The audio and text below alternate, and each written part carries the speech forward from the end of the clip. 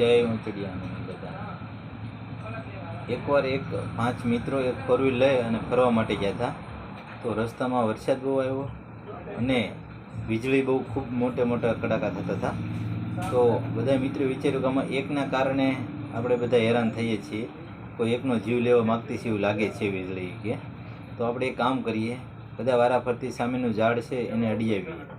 તો પેલો મિત્ર ગયો, અડીને આવતો રહ્યો, બીજો મિત્ર ગયો, અડીને આવતો રહ્યો, ત્રીજો મિત્ર ગયો, અડીને આવતો રહ્યો, તો બધા ચોથો મિત્ર ગયો, અડીને આવતો રહ્યો. તો બધા એવું કીધું કે પાંચમો મિત્ર તારા કારણે તે આપણે બધા હેરાન થઈ, તું જા જલ્દી. તે ઓલો કે મારે નથી જવું કેમ. તે બધા પરાણે મોકલ્યો. જેવો એ પાંચમો છોકરો ગયો એટલે વીજળી ફોર વ્હીલ ઉપર પડી અને 4 બળીને ખાખ થઈ ગયા. તો મિત્રો પછી એવું થયું કે એક જે પાંચમો વિદ્યાર્થી છોકરો હતો એને આ પૂનાઈને કારણે 4 બચી જતા હતા.